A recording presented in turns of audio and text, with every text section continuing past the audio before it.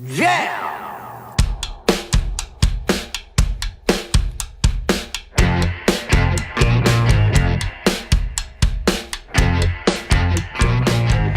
It's Josh Williams here, and welcome to the One Man Podcast, episode number 42 for Wednesday, February 28th, 2017. Last day of February. Get the fuck out of here, February. You and your little short month dick. Or short dick month, however you want to look at it. Whatever derogatory way to February. And I think, which is odd because the short dick month is Black History Month, typically known for having the big dicks. So very stupid. I also think that it's a shit month to give to Black History because it is the smallest month. Watch all of this stuff get me in trouble just for my stupid running my mouth off the top of my own goddamn show. Ladies and gentlemen, I welcome all of my listeners, welcome back listeners, welcome new listeners, and I'm going to be talking today about some of the shows that I did over the course of the weekend. I did a show here in Ottawa right before I left for Montreal, and I got to spend a great weekend at the Comedy Nest, which I will go into a little bit later on the show. I also managed to go to Montreal, spend the weekend there, and not eat smoked meat. That was not by accident, but again, we'll get into that a little bit later on in the show. Of course, I will read your emails and tell you some other stuff that I have going on. We got another packed show. So getting right into it, guys. Last week, still learning the ropes of my new job. Really not much to report there. They're being very accommodating with some of the stuff that I've got coming up with my promos and things like that. So nothing to complain about yet. I mean, it's still sales. And as I've mentioned before, I think I'm kind of done with it. I spoke with my friend who got me in there today. And I'm like, I'm done. I think I'm done with sales. And he's like, nah. Which was the open, receptive response that I was looking for to my whole, I'm just not loving this anymore. I don't care to learn stuff and then unlearn it and learn it and unlearn it and everything changes every day. You know what? Some people, maybe they're just brains like stockbrokers or something, guys that just like numbers. Is this the same number as yesterday? No, it's different. Good. I hate when things say the same numbers are good. When numbers change, I feel good. I don't give a shit about that stuff. I get the market and I get that there's people out there who want to do it. And I'm glad that my friend is the kind of guy who after, 15, 20 years still wants to be a part of, sales environment. We need people out there to learn this shit and help us with it. But as for this guy, I'm having more fun in my later years. I shudder to think, hey, I'm middle-aged. And then I go, well, Josh, the way you're taking care of yourself, you got a lot of fucking balls on you to think that you're going to make it to 70. So I'm probably in my golden years.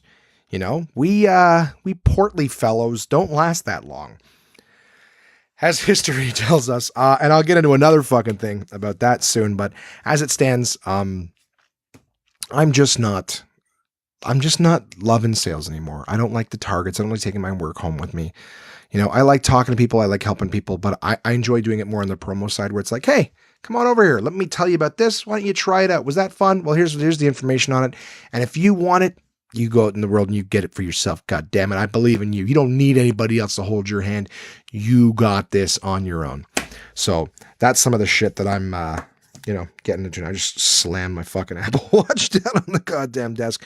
I get real into my rants, guys. I get super into it. I will bust my fucking watch if it means emphasizing my point slightly more than just the tone of my voice.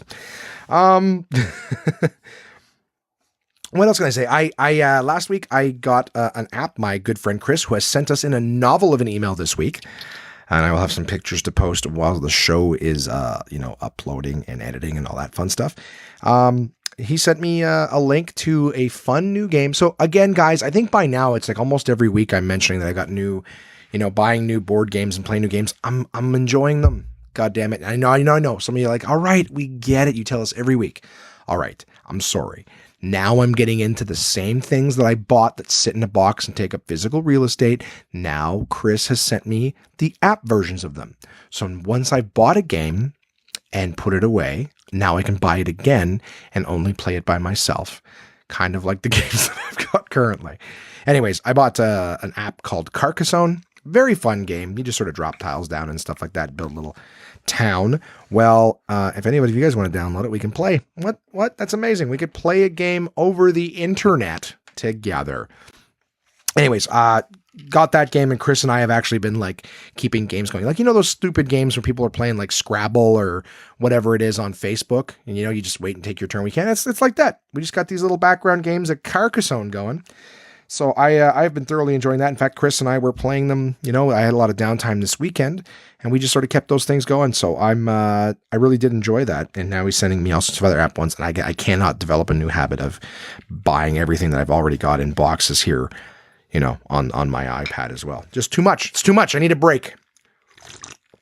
I need some space, board games. Can you just let me have my own time and my own space, and maybe I'll fall in love with you again? Thursday, I woke up early in the morning and woke up early in the morning. I don't even remember what fucking time I got up. I think I got up at like 10 or 11.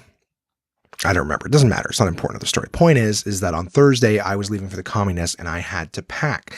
Now, generally speaking, I guess most people can go away for 3 days and they don't really need a whole lot of stuff. Whereas I have got all sorts of things that I need to do via social media and emails and trainings and all that. So I need to bring my technology with me. I'm also... I was going to say, like, I'm kind of a bit of a technophile. So like when I pack shit, I'm like, I got to pack my iPad, my phone, my AirPods. I love my fucking AirPods. I wear them all over the place. But I'm like, yeah, I need my AirPods, and I'm going to be in an Airbnb. So I want to make sure that, you know, if I am watching a movie at 2:00 in the morning, when I come home from the shows, I'm not bothering anybody else who may live there. Just little things like that. So I gotta pack my tech. I gotta make my checklists for my toiletries, you know, make sure that I bring enough clothes for casual wear and then stuff to wear on stage. So it's all, I don't know, if you're like me and you got any levels of anxiety or concern, you know, you want to make sure that you got all the stuff you need. And I always end up overpacking, which is a good problem. Have more, you know, and then I get to have the same anxiety on the back end when I'm getting ready to leave and go, did I pack everything back up? Did I leave anything? Run around looking for all my cords and my, you know, cases for things and stuff like that. Needless to say, I got up a little later than I wanted to and started packing. And I had a show here in Ottawa at about 1:00 for Bitheads. Oh, I fucking remember some shit about life now. My good friend Simon, my roommate downstairs, on Wednesday evening when I was working the job, him and his lovely girlfriend came in and I helped her get a new phone and plan and all that fun stuff. But unfortunately, the phone that she wanted to pick up was not available at my store. They drove across the city and went to the wrong store. Didn't end up picking it up, but as a courtesy for me just helping, you know, again, it wasn't a whole lot of work on my part, but as a courtesy to help his girlfriend get a new phone, Simon actually took myself, her, and Kamar out for dinner to a nice little Thai restaurant. Had me a nice pad Thai, happy guy. You know, that should be the slogan, pad Thai, happy guy there. So I appreciate that, Simon. Thank you again for that nice little thing. So on Thursday, I did a show around lunchtime. But before that, I think Simon's girlfriend, Catherine, got her phone in the morning, dropped it off here. So I remember spending some of the morning packing whilst at the same time trying to transfer data through iTunes from one phone to another for the new one. So I remember it being like a little bit of a concern on Thursday when I was packing. I was going, why was I having such a hard time focusing? Because I was, you know, doing the phone transfer. So yeah, that was a thing, right? So the idea was that I have this show in town. I have to do that. I have to go pick up, you know, spotlight and some show gear. So I was like, okay, I got to do this show. I have to basically pack, go to Absolute, get the gear, drive to this place, set it up, do the show, drive the gear back to Absolute, then get my ass on the road at rush hour and get to Montreal in time to make the show. So needless to say, I got a bit of a foot, you know, metaphorical foot on my neck throughout the process because I didn't want to be late. Obviously, that's the last thing that you want. And, you know, both leaving Ottawa at rush hour and getting into Montreal, which has a very nice extended rush hour. If you're one of those fucking nerds that likes, you know, deleted scenes and bonus features, there's an extended edition of fucking Montreal rush hour if you're ever traveling in that area. So it basically anytime after 3:00 in Montreal, you're rush hour till God knows when. And they're always under construction and stuff like that. So anywho, the show that we did in Ottawa was great. It was at the same restaurant that I ended up doing that little open mic spot for Jay. That was a lot of fun. They were a little tech company. So myself, another great comic here in Ottawa, Matt Carter, who I came up with, came up with, in the sense that's we rose through our comedy beginnings together, not like I came up with him like a fucking idea for a book. We came up around the same time, and it was a good show. It was during the day, a lot of daylight. They fed us, which was great, because with all the running around I was doing and getting things ready, didn't have a chance to eat a proper meal. So thank you again to the owner, Peter, who was outstanding. Hooked us up with a nice meal. Did the show for Bitheads, small tech company that makes apps and softwares and things like that. They were a great crowd. Hats off to Scott, who was the owner, who just, again, super cool dude, had a good time with us comedians and everything like that. So, good time with him. Came back, got everything broken down and back in time to just grab my shit and hit the road. And actually the drive to Montreal was relatively nice. I just listened to, satellite radio and some comedy and stuff like that. And it made the trip very enjoyable. Actually got to my Airbnb. Oh man, my Montreal Airbnb. It was a different one this time. Same sort of area, a little bit further away from the club, but I figured this place looks a little nicer. Again, they said that they've got, private parking. There's only 2 things, guys, that I want from an Airbnb. Only 2 things. The rest of it, well, maybe 3, but 2 things that I've been looking for. Actually, I apologize. Not that my accuracy is super important, because I lose you guys all the time with me stuttering and trying to correct myself. But what I want from an Airbnb, the 2 things that I select are free parking on premises and free Wi-Fi. Okay. I click on lockable door. It hasn't been as important to me. A lot of places are kind of like, just come on in. Like when we went to Halifax, those people were amazing. They were in the house. We didn't have a lockable door, I don't think. Not that it even fucking mattered. Anyways, so I click private lockable door, which I think going forward is more important to me, with a lot of these places sort of being like rental properties. They're not like a guest room in someone's home. It's more of, there's like 4 bedrooms and each one of them is for rent all the time. So you're more of like in a, hotel hostel environment where people are coming and going. And I'd really like to be able to lock my shit up. Again, going back to how much tech I bring and whatnot.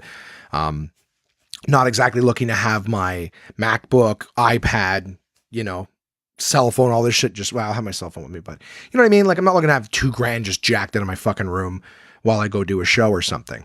So, I get to my Airbnb and it's street parking again. So the one thing that I want, like I said, Wi-Fi, lockable room, street parking, 3 things really at the end of the day, but, street parking right there. So, okay.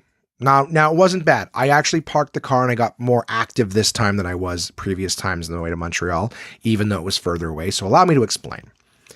In Montreal, they have half the year where you can't park on the street, like parts of the street where this half of the year you can't park here, and then other parts of the street, this half of the year you can't park here. So not to mention different times of days and everything like that. And they also, if I described it in previous podcasts with the fucking ice banks, well, that stuff wasn't present this time because a lot of the snow and stuff had melted. So when I got there, I parked my car in the street and I asked my Airbnb dude, via text, whatever, like, am I good on the street right up front? Am I going to have to get up at like 6 o'clock in the morning and move the car and then go back out in 2 and move the car again? Like what? He goes, no, you're fine on the street. So I parked the car on the street and I left it there for the entire, 2.5 days that I was in that area. So left the car there and I walked to and from the club every single show. So that problem solved. It was a concern at first. Because again, how parking rules are, right? They go, oh, you know what? Like I've parked in places in Ottawa, for what it's worth, places in Ottawa where there's no parking signs mentioned at all, right? Street parking right in front of people's houses. Like you go to someone's house, like you're visiting a friend's house. And they go, you just park on the street now, you're gone, 4 or 5 hours, you go for a barbecue or something like that. You come out, there's no problem, right? There's no posted signs. Well, for anyone in the know, in at least Ontario, probably my largest listenership, but a lot of places in the world, I would imagine from who I've asked, is that when there's no sign posted, that means that the parking time limit is 3 hours. Okay. Now that doesn't necessarily mean that someone's going to give you a ticket. Those parking guys aren't enforcing that as much as the cash cow that is like downtown areas and things like that. But if someone calls attention to it or someone complains that a car's been parked for too long, bylaw can come down, mark it, and then, come back later and go, yep, car's still here. It's exceeded the limit. The wheels haven't moved or anything like that. Boom, there's your ticket. And one time when we were at Crystal's house, there's street parking all around her sort of like little condo development area. And one day we got a letter. We were both living, it's back when we were living together, but we got a letter from the condo board saying that they were coming in to clean out all the parking spaces and repaint everything. So to park on the street, they've already cleared it with the city and it's okay. So we listened, we parked our cars on the street, but Crystal was gone that day. So I think that she didn't have to park on the street at all. And when she came home, they were already done everything. So everyone was allowed to park in the space, but we all parked first thing in the morning, like 7 o'clock in the morning is when it told us. And the whole street, which normally you never saw any cars on, was like littered like it was like Sunday church or something like that. Like there was no parking anywhere on any of the streets around there available because this like 100 and something units condos all had all of their parking out in the street. And so somebody got upset, called bylaw. So when I came out at the end of the day to grab my car and move it back in, there was a ticket on it. So was everyone else. Now, this is again from the condo board that said that they had cleared it with the city and this is where we were allowed to park. There'd be no issue. Well, they never did that. They never cleared it with the city. Of course, I couldn't find, even though we kept it, once I got the ticket, could not find that notice from our condo board saying, hey, it's okay to park on the street, because that would have got the ticket thrown out. So anyways, we the next day there was a letter from the condo board saying, so we understand a lot of people got tickets. We didn't anticipate this. If you go to like a tribunal or the justice of the peace and try to get them to throw it out, blah, blah, blah, blah, blah, they may do that for it. I think I ended up getting the ticket cut in half, but I was still pissed because I was like, you clearly lied to us and said that you cleared it with the city, and you didn't. You didn't. You lied, and we all got tickets, and now you're not going to do anything about it because it's not, quote unquote, your fault or whatever it is. I thought it really shitty of their condo board. Anyways, all that is to say that every kind of little, somebody telling me it's okay to park somewhere or whatever it is, always has me apprehensive. So despite the fact that I found a spot right out front of the place and that I didn't move it, I just double and triple checked.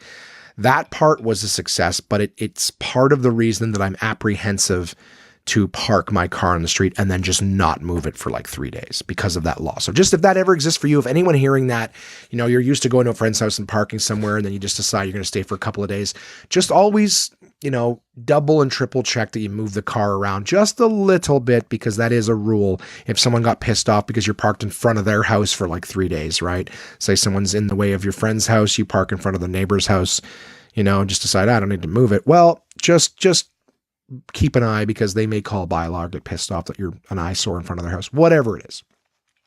So that's my number one thing that I ask from an Airbnb is just, I want, if I click on private parking on premises or parking on premises, that means that like you have a driveway for me, you have a visitor spot for me, you have something on premises. As far as I'm concerned, street parking is not parking on premises. That's street parking. You'd be hard pressed to find any place where there isn't street parking available somewhere in the vicinity. Okay. That's the part that bothers me. All right. I like, where, like, seriously, if you guys can think of something, email it in. Where are you going to park where you can't park, 8 blocks away and walk? Because the last time I was in Montreal, or the last place I stayed at when I was in Montreal, I had to park at one point because there was so much of that don't park here during this part of winter and ice snowbanks. I couldn't drive my car over, that I actually had to park, I think 6 or 7 blocks away and then walk all of my luggage and everything to the car. I was pissed. I'm like, how is this parking on premises when I'm parking 6 blocks away on the street and I can get a ticket? You know what I mean? So anyways, all that's to say is that step one, or new experience number one at the new place, already off to a bad start because it was the street parking. It ended up working out, but whatever. All right. Number 2, Wi-Fi, no problem. Wasn't a problem at last place, wasn't a problem at this place. I unpacked Montreal, get my shit together, and get ready for the first show. I grabbed my key. My host, Christian, very hospitable, left granola bars and Hershey's Kisses, just nice little amenities, bonuses, whatever it is. The room was exceptional, like no complaints. I'm like, great, this is going to be fine. I find my key sitting right on top of the little desk in the room. I'm like, outstanding, put the key on the ring.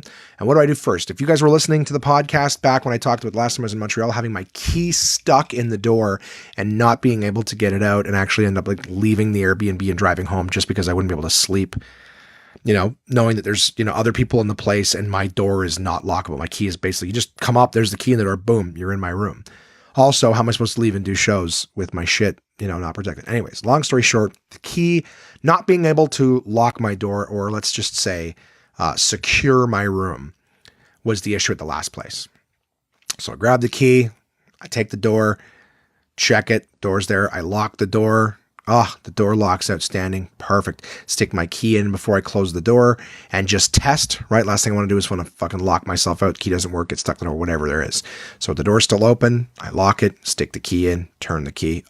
Amazing. It unlocks. Key comes out of the door. Like Teflon. Slippery, like it was pre-vaginally lubricated, and the key was the perfect penis. Everything was amazing. Groovy. Close the door. Awesome. Go to test it. Door pushes right open. Doorknob's locked. Door just pushes right open. The catch on the clasp of the door just was not positioned properly. So the door, even though it was locked, you could just push it right open. So now I run into the same problem again. So even though the key comes into the door is still not secured. So I go in, test it out, opens and closes like nothing. Every single time. Close the door, lock it, tried giving a little bit of a slam to see if maybe it would help with catch. Nope, still just pushed back open. So message my Airbnb guy, say, hey dude, bedroom door won't lock. He's not there. He lives there, which is a tenant of it, but he's just like, yeah, I'm so sorry, I'm not going to get a chance to get home from work and fix it until tomorrow. And he's like, but don't worry, it's just me there. I won't walk in on you or anything like that. I go, no worries. Well, I'm just going to go lock my shit in my car because at least I know that locks. And hey, I'll see you after the show. No biggie. I don't care if someone walks into me when I'm there, but, like I said, with my stuff behind, whatever, this story's taking way too long. I'm very sorry, guys. All that is to say, the next day they fixed the door and that resolved the Airbnb thing. I had a great time at the Comedy Nest on Thursday night. It was great to see all my friends.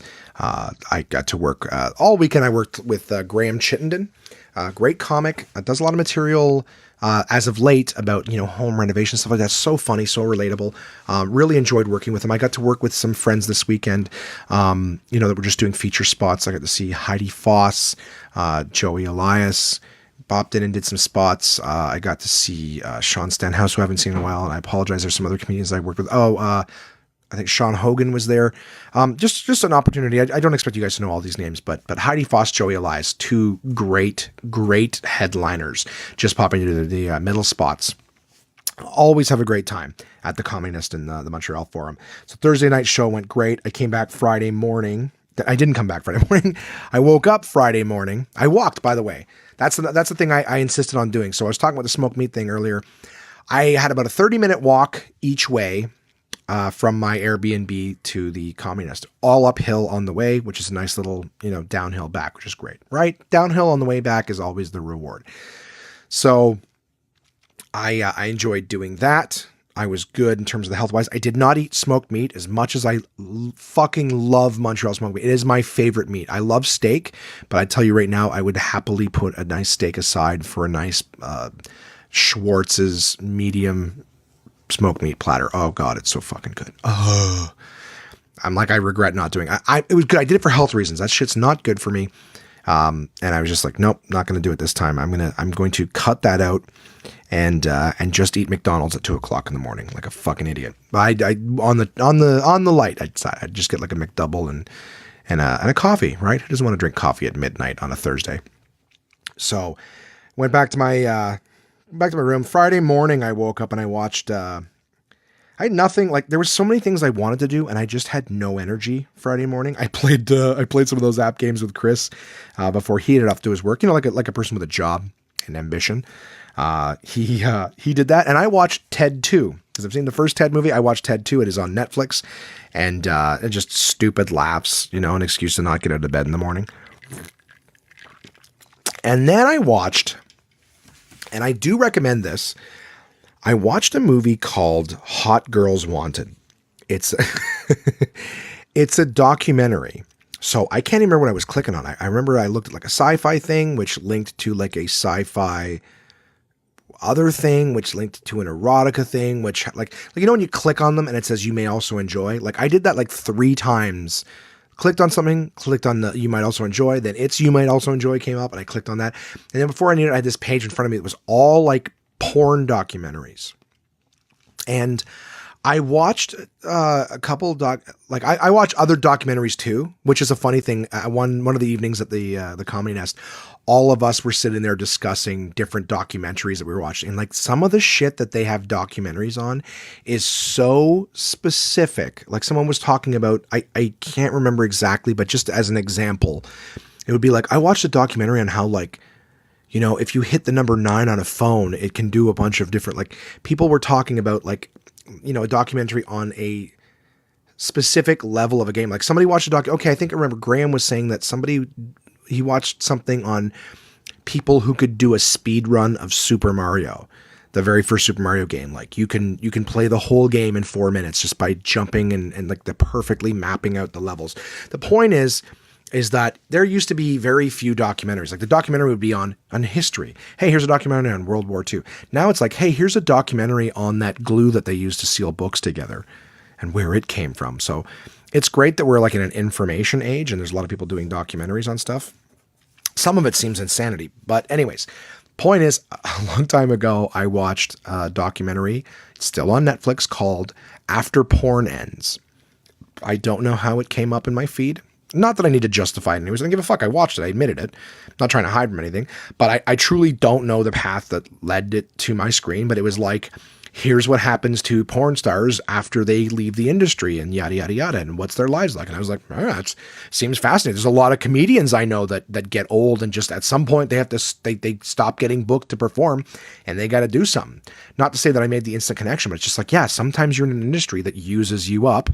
And when you can't make them money anymore, they're not interested. There's no fucking pension in the entertainment industry, you know, not one that's given to you. It's one that you got to earn yourself, you know, invest or something.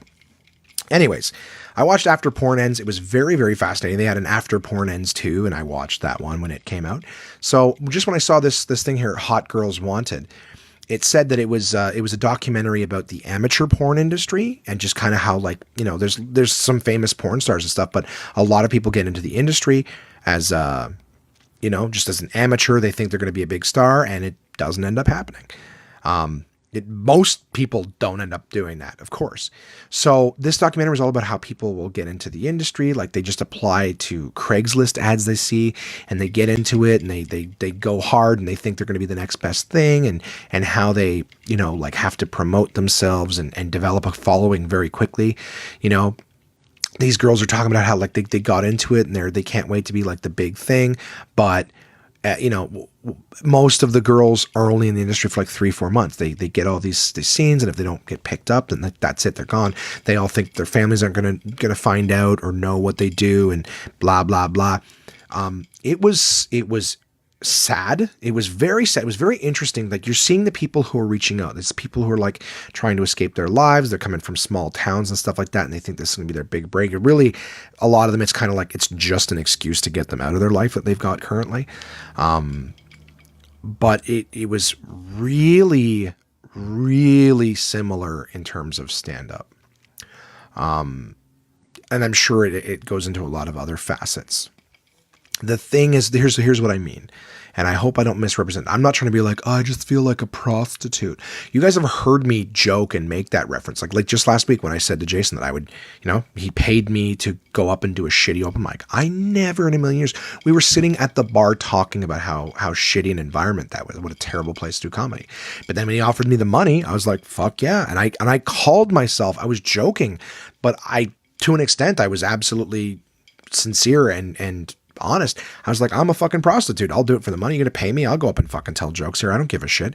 And then watching this documentary, obviously it's this very, very similar. Obviously these girls have it a little worse, but the idea is they're just, at some point it's like, oh, I'm going to be a star or whatever. And then they're going, well, you know, this is great because I make $500 to fuck for an hour, you know, and look at all this money I'm making because they're a new face, right? And these people need content. And then they start to get less gigs. Like there was one conversation where, you know, this guy basically finds these girls and he makes like a commission, a booker's fee. Very familiar with that in stand-up.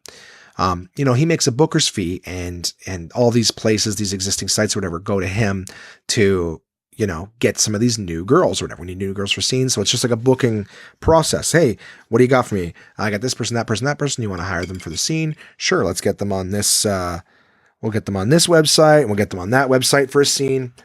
This, that, and the other. Sorry, I spilled some of my delicious fucking plum-flavored Red Bull.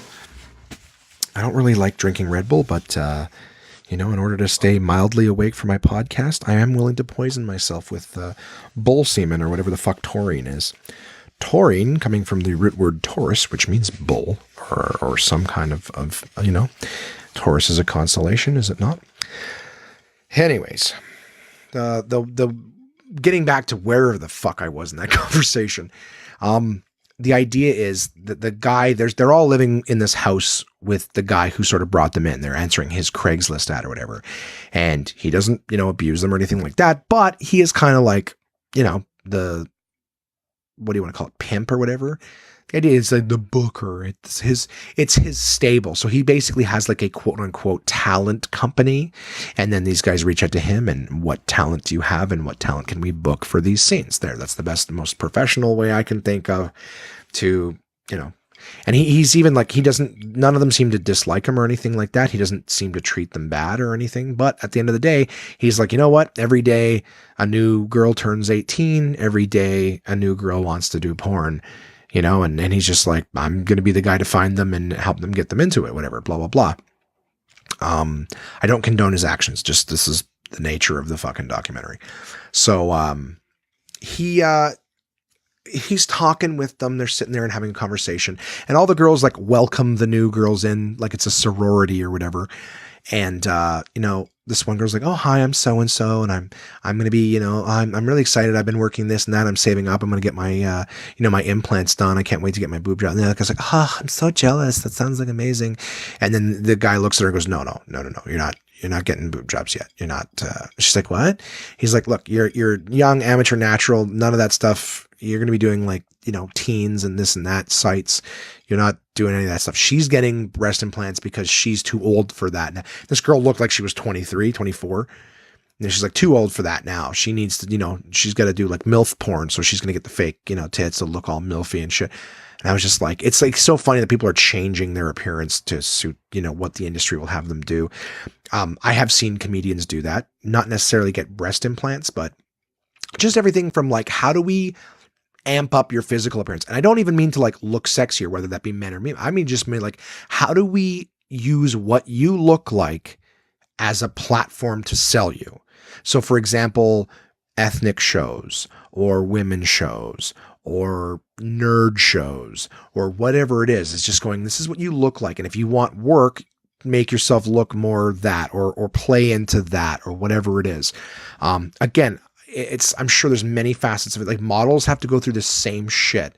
You know what I mean? And like, look at all the Me Too stories, right? Like the amount of people in the acting that's are just treated like they're fucking whores and everything. It's brutal. It's fucking brutal. It is the entertainment industry, whether it's the right in your face pornography, dirty side of it, or if it's the fucking shit you don't hear about for 30 years and then just everybody's getting busted, it's out there. It's a real thing. And one of the things that I thought was particularly fascinating about this episode or this documentary was, I think this at one point, one of the girls was saying how like you could see that she was getting towards that little 3 or 4 month threshold where she wasn't getting worked anymore or anything like that.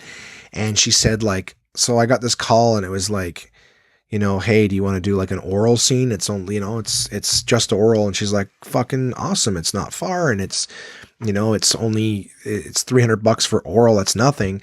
And then she's like, and then I got there and it was like, turns out it was a forced oral scene. So it was going to be like rough. And I was really looking for it. And I already was sort of like, like I'd already done stuff and they'd already filmed some of it. And I was like, oh, I just kind of really like wasn't comfortable, but I'm like, what can I do? Can I just leave? Like, I didn't know what to do. So I finished it and it was horrible. And then I'm looking at myself and like, fuck, how bad do I need $300 that I'm just willing to like, and that's fucking brutal. Like, again, my heart went out to her. And at the same time, like I kind of get that. Again, I'm not blowing anybody, but I've drove 3-4 hours, in shit weather on a day I didn't want to, canceled something maybe with Crystal or the kids to do a show or whatever. And it's supposed to be this, that, and the other. It's supposed to start at this time. It's supposed to have these or those amenities, whatever it is. And I don't mean riders or specials. I just mean like it's supposed to be in a half decent fucking place with, a stage and a spotlight. You get to it and it's fucking shit. And then they try to give you bullshit about why they can't pay you because they didn't make enough money. And you're just like, again, like I'm not working for a pro or anything like that. I'm working for some bar owner, like it's at the end of the day, it's not so much the act itself. Like I said, I'm not blowing somebody, but at the same time, like I'm taking something that I know isn't going to be that good. It's not great money for what I'm doing. It's circumstances I wouldn't normally agree to. And then it ends up being worse when I get there. And it's just like one of those like, hey, at the end of the day, I want to work with professionals. I want to work with people who are doing it right. Like I don't want to just take whatever gig I can get, because it's more money than working a regular job or whatever. Anyways, you can see where like, I can tell you right now, friends of mine in the industry, that are absolutely crushing it. You know what I mean? Guys like K. Trevor Wilson, who's an amazing human being and an amazing comedian. He's doing Letterkenny and he's doing Kimmel and he's doing all sorts of big shows all over Canada for Just for Laughs. That guy's not saying yes to driving out to the middle of nowhere and doing a shit gig for shit money. Like, anyways, all I'm saying is that the stuff that you're doing at first, you're like, yeah, it's great. And look at all this money. And then eventually you're like, oh shit, I'm not progressing. And the good gigs are becoming like, it's not happening to me yet, but I do. This is the worry that I have with stand up. All right. So when I'm talking about taking these shit jobs, like, the Source and other stuff that I'm not having fun doing, driving Uber back when I was doing Domino's, like doing all these things that allow me to continue doing stand up. I always get worried that like, how long is that going to last that I'm doing the good stuff? Like, that gig I did the other day at Bitheads was great. Before I went to Montreal, it was a fantastic gig, but, there's always that voice in the back of your head. Like, how long is it going to last before you're forced? I think that's what scares me too. Again, all over the map, because my thoughts are ahead of my mouth, is, how long is it going to last? I'm going to keep getting these gigs. And then these jobs fucking scare the shit out of me. Cause I'm like, well, what happens if, you stop doing stand up and you're forced to get one of these shit 9 to 5, you ain't got no education, motherfucker. So what other job you going to get? Jobs. And it's scary and frightening and yeah. So, I don't know. I guess I could relate to aspects of this documentary a lot more than I wanted to.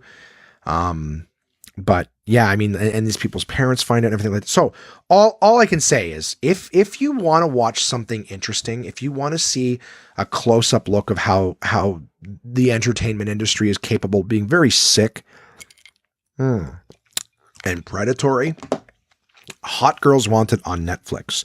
I did enjoy watching it. They had a sequel called Hot Chicks Wanted Turned On. It was more about, the digital age of pornography and stuff like that and how it's hurting stuff. I got, 15. It wasn't as, transparent and revealed. I don't know. It looked more like kind of just like they were trying to capitalize off the success of the last one with some sort of a different spin. Didn't catch me. It wasn't,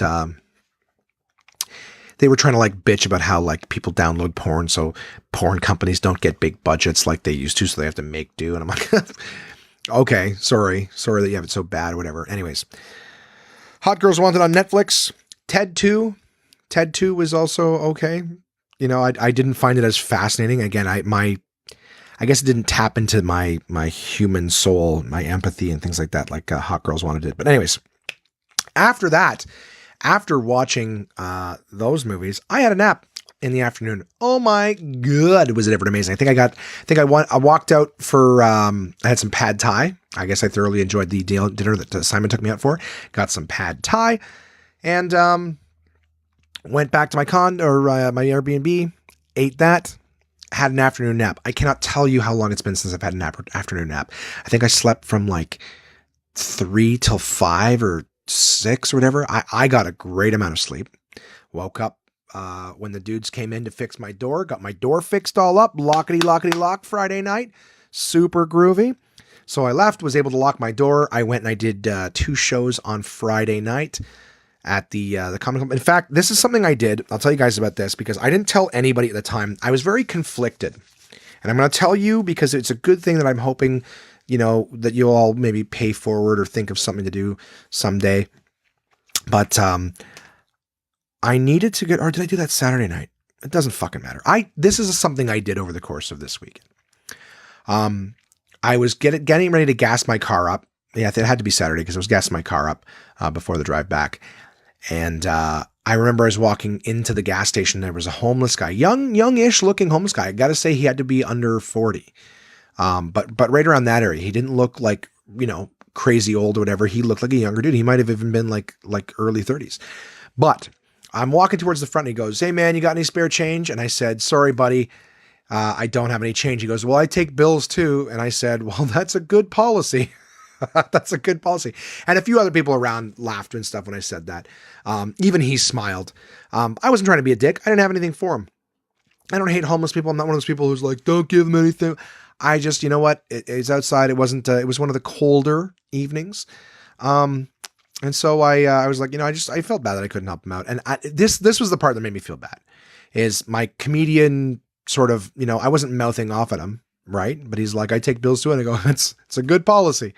But because a couple people laughed and even he laughed, there was that part of me was like, fuck, did I just I hope I didn't make him feel bad. And I hope I didn't make him feel like anybody was laughing at him. That would have happened regardless. And what I did, I would have done regardless because I'm a good person.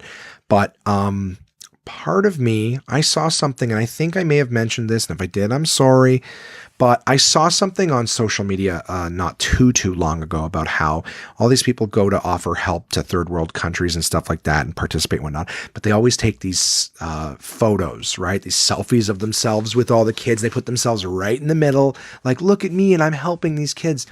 And people were saying that it's like exploitation. The kids don't understand that they're about to be featured and shown off. The context of that they're about to be showed off, like they're lesser. And it's not like, hey, we're having a picture and we're having fun. Let's take a picture with each other.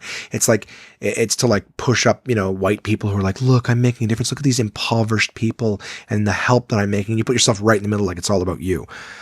So they said that. It's like, one of the things that they said is, look, if you're trying to help people, don't make it about yourself. Do it for the person. And so I did something, and I didn't tell anybody when I was in Montreal. I wasn't trying to pat myself on the back. My first knee jerk was like, hey, I just wanted to say, hey, just did something nice for somebody. Da, da, da. And I go, yeah, but that really is, why do I need to tell anybody? I did the right thing. The world is that much better a place because I did that. Why do I need to tell anybody? You know what I mean? And I know that your guys are like, well, you're a fucking idiot. You're saying it right now. I'm telling you the story. I'm hoping it makes an impact.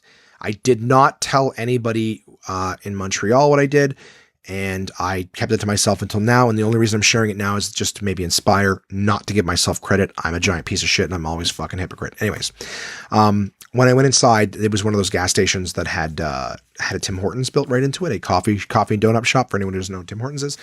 And I just went up to the counter at the Tim Hortons and I just said, hey, if I buy a coffee and a donut, I go, all your donuts are the same price, right? I go, if I buy a coffee and a donut and I go give the receipt to the guy out front, can he come in here and pick, I could buy any donut, I could dress a coffee anyway, but I'm like, I'll give him his choice, so I go, if I buy the coffee and the donut, can I give him the receipt? He comes in and you let him pick whatever donut and dress his coffee however he wants it. And she goes, yeah, I'll do that. So that's what I did. I bought the guy a coffee and a donut. I went outside, I handed the receipt. I go, I'm not joking. This is a real thing. I go, I bought you a coffee and a donut, but I didn't know what you take. I don't know what donut you want. So go in, take this receipt. So she knows she's expecting you. I spoke to her, take the receipt, go in, get yourself a coffee and a donut. I hope you have a good night. And he's like, thanks a lot, man. So, so that's something, very small gesture, cost me what, $3, $4? It's not a big deal, but instead of ignoring and fuck, there's so many people, homeless people, and I'm not saying fuck about them. I'm saying the people who just walk by them. Every time a homeless person asks me for change or anything like that, I still, every time show them the human decency of saying, I'm sorry, I don't have any or can't help you. Somebody speaks to me, I'm not going to just walk past them like they don't fucking exist. I don't know what their motives are. I don't know if they're legitimate or not. I don't know how bad they've had it. So I just find it incredibly dehumanizing when people flat out ignore homeless people. Do you think that you're fooling them into thinking that you didn't hear them? That action of just ignoring them like they're not even there. You know, just say sorry, walk by. Sorry. Just the acknowledgement that they exist is a courtesy that I can't tell you. If I was in that shoes, the embarrassment, like I said, I know there's a lot of them that don't need it. A lot of them are wasting your time fucking around. I know that. But in the chance that there is that person who is in need and who is just hanging on to fucking hope that they're going to be able to pick themselves up or whatever, it doesn't hurt for your drops in the Grand Canyon of ignorance. Just walk by them, because every one of those fucking little things might just erode them that much. I don't know. What am I saying? All I'm saying is I still acknowledge them and I try to do something nice when I can. This guy seemed young enough. I just thought, you know what? It's cold. He's standing outside. He was polite. He was dirty and scruffy. Like he was, but he didn't seem that old. But he went inside, he got a donut. I was pumping my gas. He came back out and he had a donut. He raised the cup to me and yelled, "Thank you," across the lot. And I said, "No problem, man. I hope you have a great night." You know? And he goes, I said, "Yeah, have a good night." He goes, "I'll try." You know? And hey, fuck it. Like, that may be stupid on me to say, whatever. 46 minutes in this podcast, I've barely scratched the surface of what we have to talk about. I apologize, but thank you for listening to me. Hey, you can always tell me. Usually I'll just glaze over a movie or glaze over something. But I've had a lot of stuff to talk about. That second amenity on my Airbnb, right? How funny is that? I'm like, the first thing I like to have, and then just go into 6,000 stories. But anyways, they got the door fixed for me. Like I said, the guy fixed the door. So that was good. But it seems like every time I go to Montreal, can't seem to get a private parking spot. Can't get a fucking bedroom door that locks.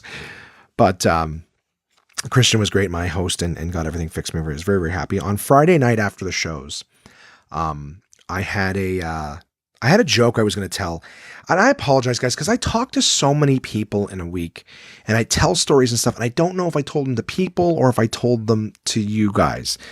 But when my coworker Josh made me do all that Bumble stuff and OkCupid, just trying to get myself back out there with the Tinder apps and everything like that. There was this thing that happened where he was like, just swipe right on everything. When I went on back into the dating scene, I didn't really want to find anybody, but I was missing that human companionship, right? I think I mentioned that. And even my friend, Red was like, "Oh, fuck that. You don't have to label everything. Just every people's looking for companionship." Well, I think that's what it was. So I got some of those apps. I tried Tinder.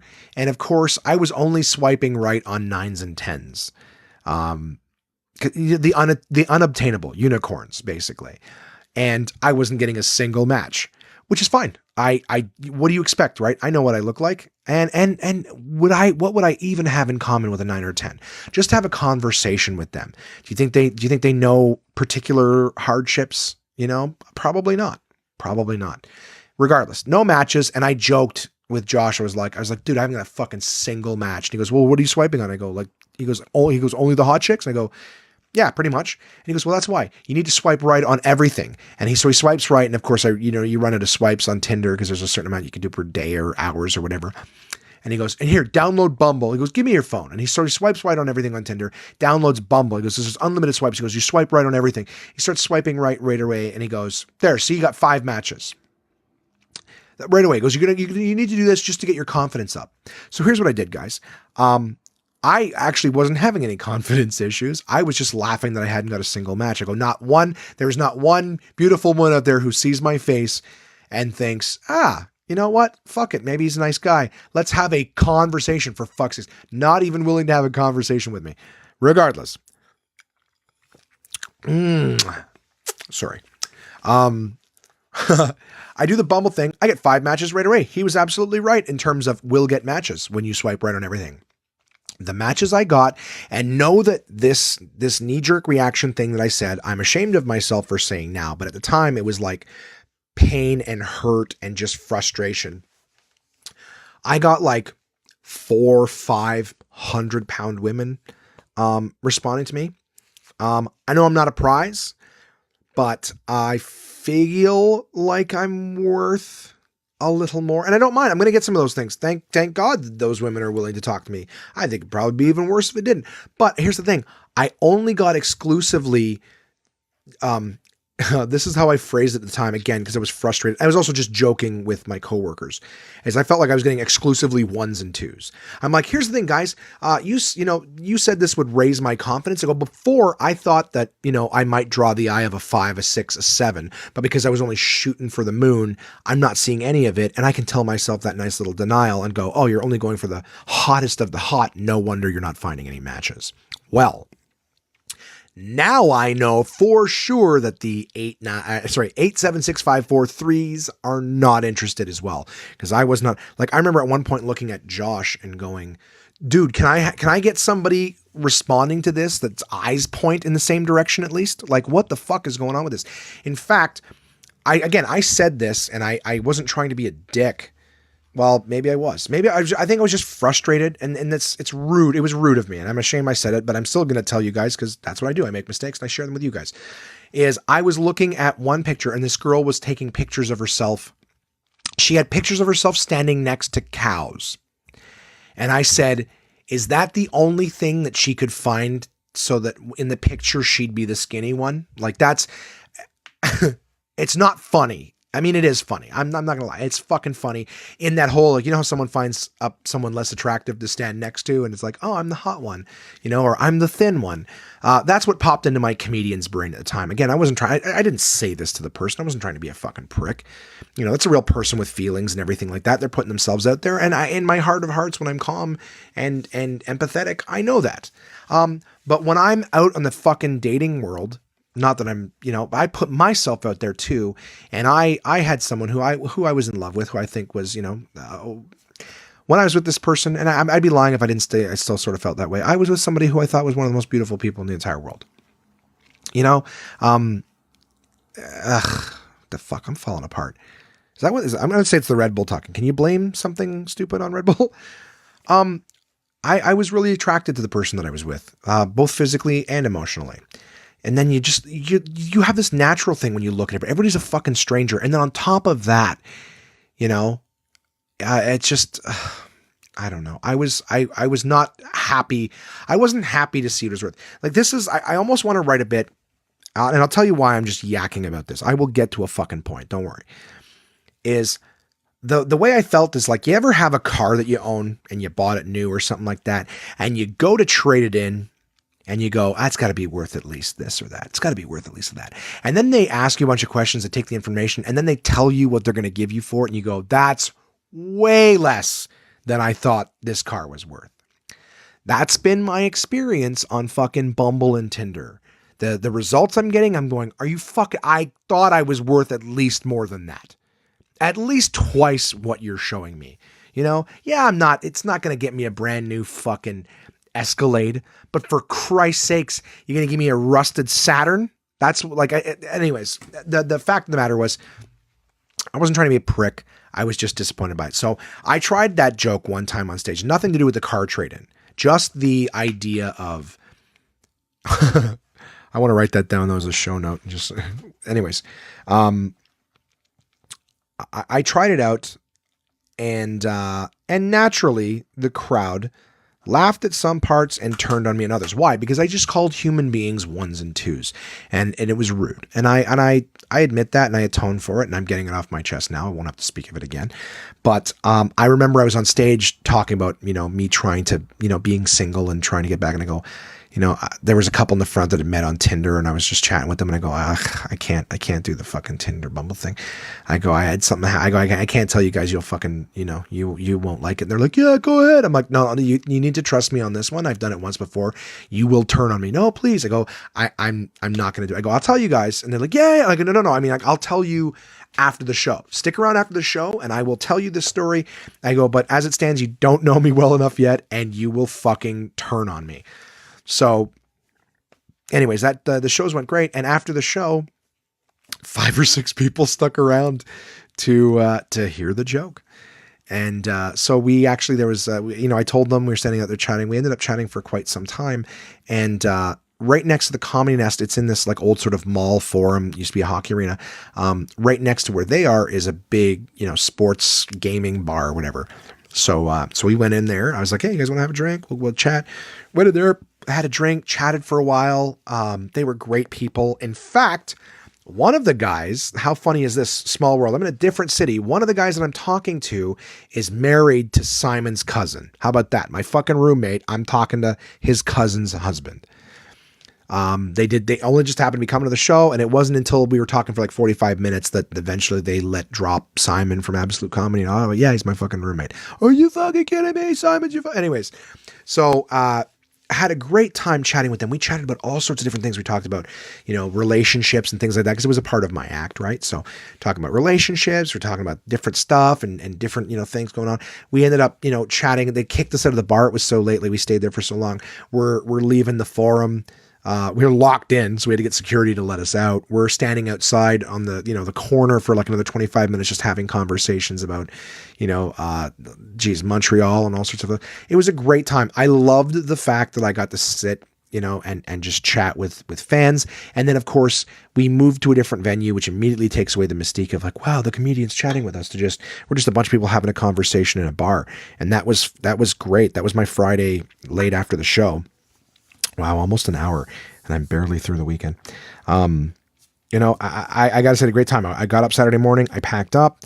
I went for a nice walk, got myself some breakfast. And I remember I did a podcast in the afternoon. My buddy Pantelis, super dude. It's called the Pantelis Podcast. I don't know when the episode airs. I will let you guys know as soon as possible. I will link it to One Man Podcast social media. So great opportunity for you to like, follow, subscribe, whatever the fuck it is, to Instagram, Facebook, Twitter, YouTube, and I'll post something there. It was a video podcast. So I met him at his studio and we sat down. We had a great fucking 2-hour long conversation. I don't know if the episode is going to be edited. So that means, like, I don't know if he'll take the 2 hours and edit it down to an hour. We had a really good conversation. I really don't know, if it ends up being an hour, no, there's like 2 hours. I can't think of a part of that conversation that should have been cut out. It was 2 hours because we were having such a good talk. But super stellar dude. You know what I mean? We got into like shit, like some of the stuff I talk about in this podcast, it was nice to have another person that's, kind of telling me what it's like in Montreal, going through like a lot of the social justice warrior stuff, whatever. Long story short, great conversation, great dude. Like, we chatted for a while before, we chatted for a while afterwards. Pantelis is a stellar dude. I will tell you more about the Pantelis podcast as soon as I know more, but I had a great time on Saturday sitting down with him and having a conversation. Did the 2 shows at the Comedy Nest on Saturday night. They were both outstanding. Again, great crowds. I had such a wonderful time. So thank you to David Acker, the booker, and of course all the comedians, Graham Chittenden, the headliner, who did great. I just had a great Saturday. I came home on like late Saturday night, did the same thing, poisoned myself with Red Bull. I really do think it's poison, but what the fuck do I know? So poisoned myself with Red Bull and drove home. This is good though. The plum one doesn't even taste like horse semen or whatever, bull semen. That weird sort of like lemony, sugary, what the fuck am I drinking-y taste that regular Red Bull has. Yeah, Sunday I got up a little late, took my mom for lunch. We went to Joey Lansdowne, had a good time. Ended up, picking up a Groupon, and I'll talk a little bit more about that. I think we actually spoke about, it's funny, a lot of the conversations that we had in the green room at the Comedy Nest in Montreal ended up influencing other things that I had going on. Like I said, all the documentaries talk and everything like that. I picked up a Groupon for something. And I got a gift for someone with the Groupon, so I can't really just let it go here because they will hear. But something about Groupons is, do you guys remember how Groupon started? Does anyone, if you don't know what Groupon is or was, what Groupon, when I figured out what it was some years ago, it was like you would have a business and you'd want to promote it. Okay. So what you would do is go like, well, what's the best way to get some good advertising for our business? But not like lose a shitload of money on it. So what Groupon was it would allow, and the reason they call it Groupon is you had to buy it like a large enough group. So for example, the first Groupon I can ever remember getting was for a place called Hindenburger, still around, still very expensive, but it's like, it's all named over different areas around Hindenburg. And the idea of the Groupon was, it was like, okay, so these are like $15 burgers. You buy the Groupon for like $7 and you get a Hindenburger and fries and whatever it is. And the regular price is like $18 for all that shit. So great deal. But in order to get that Groupon, you got to buy it. But like, let's say 500 people need to buy that Groupon in order for it to be valid, right? Because they're taking such a hit on it that they need to at least sell the volume of it in order to make that deal plausible. So Groupon will take half of what you actually buy the Groupon for. So basically they need 500 people to buy it so that Hindenburger can make $3.50 per person, which should cut the costs, of the product down enough so that at the end of the day, what the merchant is getting is they're getting free advertisement for their business. So instead of having to go out and just spend the money and then you kind of get it back with whatever customers are going to come, you go, hey, come try our product for a ridiculously low price. And that drives traffic to it, but it only becomes valid when you sell enough of it. Well, what's happened to Groupon over the years, and it actually happened pretty quick, was that now, instead of it being a bunch of local businesses that are selling their stuff and you have to buy a certain amount of it to work, now it's just a bunch of businesses lying about how much their product is worth. Because here's how Groupon works. Groupon insists that you sell your product for absolute minimum 50% of what it's worth. You can't sell it for any more than that. That was the way that it was for a while. If it's changed and I'm wrong, Groupon, fuck you. I don't give a shit. But at the time, last time I looked into it, that was how the rule worked. Now they've got like Groupon online and you're buying all this shit online, but you'll go on there and you'll see something like teeth whitening in your area at such and such teeth. And it says like regular price $8.99 on sale for $2.23. And it's like, if you go to their website and look at their pricing, the pricing as is like $2.23. You know what I mean? So basically it's like that Canadian Tire thing where they say that everything's always 80, 90% off, and you're like, no, it's not. That's the regular price. And then you go in and it's the regular, like the no discount. Like basically if you buy anything at Canadian Tire, you're paying 3 times as much for it because they're just trying to give the illusion like their shit isn't always, on sale or whatever. But long story short, Groupon has really devolved into just another online e-commerce thing where you're buying shitty cords and it's lying to you, telling that oh, well, the price of this is this much. Because the way it works is if you're a merchant and you're selling something, you have to sell it for half of the price that it's worth. Supposed to sell it for half the price it's worth. But then here's the thing, you're selling it for 50%. Well, that 50% that you get, 50% of that goes to Groupon, right? They get half of what you sell it for, which is, I think, bullshit.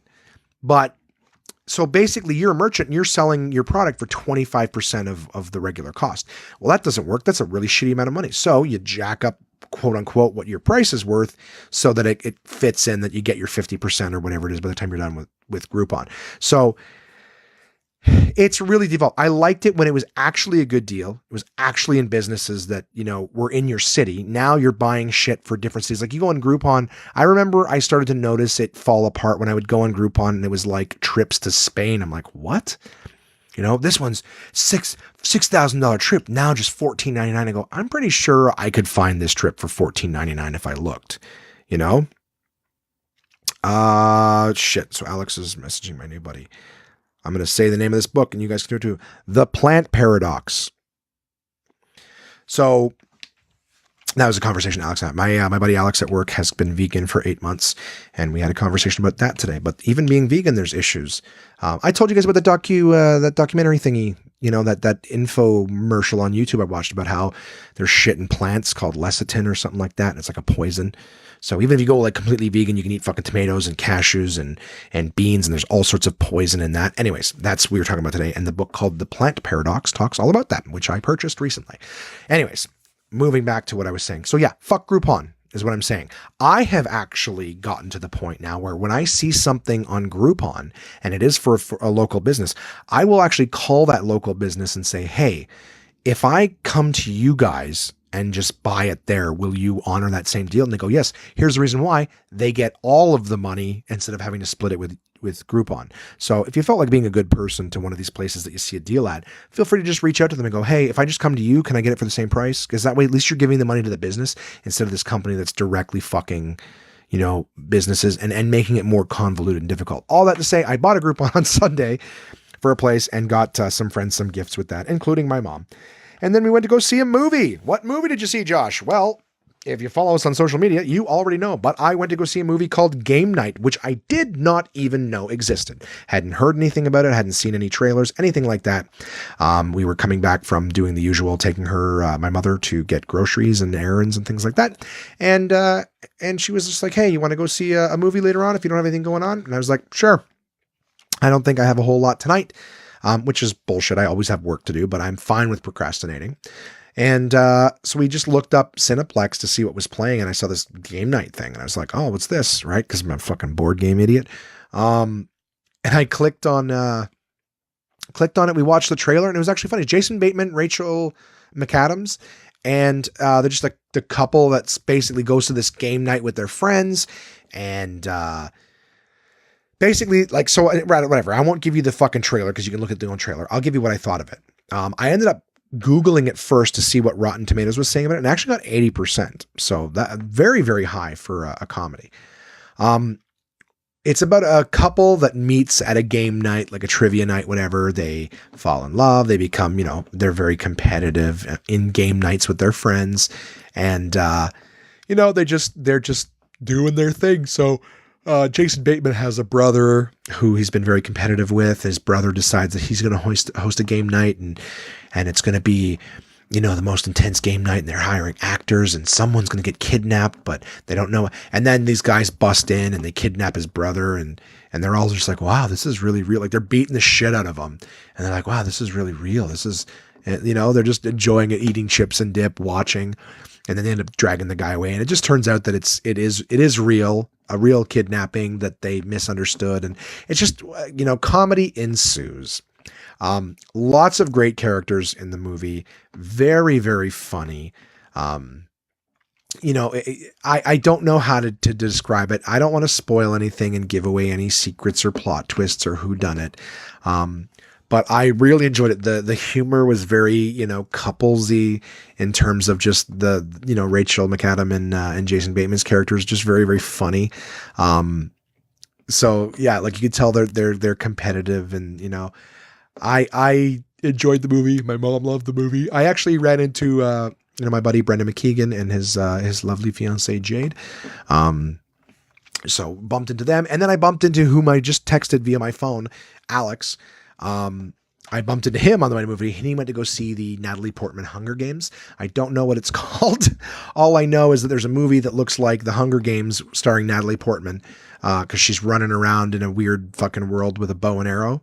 So, yeah, I think he just said it was weird. So I don't know what it is, but, if anyone's seen the Natalie Portman Hunger Games, that's what I'm going to call it. Let me know if it's any good. 1:07. Still haven't finished my week. Let me know if this is the worst or best podcast, because I've been very descriptive. Anyways, I had a good time. And then yesterday I went into work only to realize in the morning that I did not work yesterday. So that was weird. My schedule changed without me. But the good news was that I ordered a bunch of board games last week, and they arrived before on Friday, but I was not here. I was in the Montreal. And so I went down to the post office and picked them up. I came back and I opens them up. Lots of pretty ass board games. Lots of fun stuff. I can't wait to play. I will not trouble you guys with all of the ones that I got, but lots of fun stuff. Simple card games. Lots of big complex motherfuckers. Went out to a goddamn board game store. Bought some sleeves for those sumbitches. All right. I went to Staples. Had a few little boards I was worried somebody might spill something on in a games night. I got them cocksuckers laminated. That's right. $3. Best goddamn $3 I ever spent. They don't have Staples in the South. Yes, they do. Point is just I feel like a goddamn ass redneck. A goddamn ass redneck, goddammit. Get these goddamn card games, board games, feel like a fucking kid. You know what I mean? Take that money, spend it on something important. You can buy yourself a bunch of goddamn Groupons with that shit. Nope. You're going to spend it on goddamn board games like a goddamn 5-year-old. Fuck is wrong with you? Is it a cry for help, Josh? You trying to tell people you can got nothing better to do with your money? Sitting here working these shit jobs? Fucking sourcing pizzas saying you got to make ends meet, but you buying goddamn board games? Doesn't make fucking sense, does it? Doesn't make any goddamn sense. You look yourself in the mirror, you ask these fucking questions. Right? Because why do I got to put on a goddamn voice, show up, interrupt your podcast, Lord knows who I am, where I'm from, but I'm going to sit here and I'm going to fucking ask you questions you don't ask your goddamn. So what the fuck is wrong with you? Sitting here drinking Red Bull, poisoning yourself so you can sit and tell a bunch of anonymous people your fucking problems, stupid things going on in your life. I think I'm done with that right now. That's how it feels. That is, if you've ever wondered, hey, what goes on in Josh's head? That's it. Me questioning myself and all of the decisions I make, usually in my own voice, you know, but it's a lot less threatening when someone who I feel is intellectually inferior asks me, you know, it's like, look at the pretty kitty asking me why I eat too much. Why do you eat too much, Josh? Why do you do it? You know, you go to Montreal, you avoid the fucking stuff, the magic that you want, the smoked meat, just to turn around and eat a McDouble at 2:00 in the morning. You don't need that. Anyways, Jesus Christ, is anybody still listening? So yeah, I went into the thing. I played around with my fucking board games. I actually recorded a podcast yesterday with a really good dude. Somebody I've known for years. His name is Jeff Tangay. He is the man behind the curtain at Absolute Comedy. He's the day manager. He is also a stand-up comic, or at least he was a stand-up comedian. And he is, and as long as I've known him, and for long before that, is a very accomplished musician. Jeff's music is great. It's really rockabilly, whatever. I recorded the episode. I'm not sure if I'm going to get it out on Friday. I already edited all the music clips and things that I played from his band. But I've already edited those in. I just need a high res headshot, and I'm just not sure if I'm gonna have enough time to do all the work and stuff like that to get it out for Friday. But Jeff is a great musician. The music clips that we play initially, let's put it this way. It's so far back that he started writing music that the only clips we can get of the first two songs are actually from YouTube. Those are the only places that those exist in a format that I can actually put onto the show. So it's like Much Music, you know, street VJs throwing it to a song. So hopefully by the time I send it through Alphonic, it will sound better. But anyone listening to that episode, please know Jeff is a great comic. He's a super musician. He's gonna be, him and his band. It's actually called the Town Criers. They will be playing at Blues Fest this year. For anyone who knows what Blues Fest is in the Ottawa area, it's a very big music festival. He's in a band called the Life-Sized Men, but it's funny, they did like a reunion show for the Town Criers band he was in, you know, years and decades ago. They did a reunion show and then ended up doing so well at that they got booked for Blues Fest this year. So anyways, his interview is going to come out. It's just a fun talk about him doing stand-up, you know, his music career and what gets him going for songs and stuff like that. And we play some tunes. But yeah, I recorded that podcast yesterday. Look for that coming out either this Friday. I want to have it out for you guys Friday, but if not, I'll have it out next week. But also, just like I said, bear through some of the audio issues in terms of just not the greatest clarity. Hopefully, again, like I said, Auphonic will clean it up. But the songs later in the episode are off of albums, off of you know, Apple Music and stuff like that. They sound outstanding. So I hope you enjoy that episode. And I mean, in terms of the stuff that's happened at the week, like I said, I wanted to mention I did get my shipments. Yeah, I was going to talk about this. I don't think it's a big deal, but do you guys order a lot of packages? Like Jason orders a lot of packages. I order a lot of packages, just stuff off the web or whatever. And they sometimes, like, I guess I like the fact that they drop the shit at the door so that you don't have to go to the post office and get it. You come home, you miss them by an hour, you come home, your shit's here. And at least here we usually have somebody home who'll get it when it comes. But you know, when you order like a lot of stuff, like I got some stuff delivered today. All right. I had to go to the post office to get the board games. Thank God, because there's a reasonable amount of money, you know, in those boxes. But I've ordered stuff before where, you know, like I've ordered posters, right? There's a couple years ago, I got Crystal these really nice, just photography posters or whatever that as gifts that we're going to have plaqued and stuff like that. And I remember they came in a card, like a triangular cardboard box, just enough to roll up and stick it in. And the post guy left it outside in the rain, not even in a covered area. Like he could have stood it up by the door or something like that. He just left it right in the front, you know, walk on the, you know, on the welcome mat kind of thing in the rain. And I'm like, thank God they weren't ruined. We opened it up and they were like glazed posters. Like they had a nice, you know, glossy finish to them. So they didn't get ruined, but it was just one of those like, dude, you don't even know what the fuck is in there. And you just leave it out in the rain to get rained on. You know, like there's no effort on this. I don't know. Does that ever happen to you guys? Have you guys ever had anything ruined because it was left out? So I feel like there's something more that they should do. It should give half a fuck, or just have a box of bags, right? If your box is big enough, you know, if it's a small box or something, like I said, like kind of like a tube or whatever size, to just throw it in a plastic bag and leave it there. You know, transparent so you can see what it is. It's a fucking shipment, but at least you go, oh, at least they gave half a fuck. It's raining outside. They're going to ditch it so that they don't have to do anything else. No paperwork. Just throw it back. Whatever. I can't solve the world's problems. It's a pain in the ass. And last thing I can think of this week is Kevin Smith's heart attack. For anyone who doesn't know, for anyone who doesn't know who Kevin Smith is a filmmaker, made a lot of great movies, best known for his on-screen roles as Silent Bob from the Jay and Silent Bob movies. Well, Kevin Smith, he's done a lot of other great stuff too. You know, Dogma, Clerks, what's more recent that he's done? Zack and Miri Make a Porno. Jersey Girl, those are all Kevin Smith movies. He's done a lot of, I mean, there's so many I haven't mentioned, I apologize, but, you know, has a show on AMC called Comic Book Men, podcasts out there, like he's a busy guy, but he's overweight-ish. He's in a lot better shape than he was when he was younger, but Kevin Smith just had a massive heart attack. Now he's alive and well, but, every time, this is something I want to talk about. Every time a large actor or comedian has a very serious health thing, it's usually they die. In this case, it was just Kevin Smith having a heart attack, and glad he's still around. But every time a celebrity dies, a fat celebrity dies or has a health scare, everybody tags me in posts and messages me and everything like that. And thank you for giving a shit about me. But I just fucking hate. It's like, yes, I get it. I'm fat. Thank you. Yes. Thank you for caring.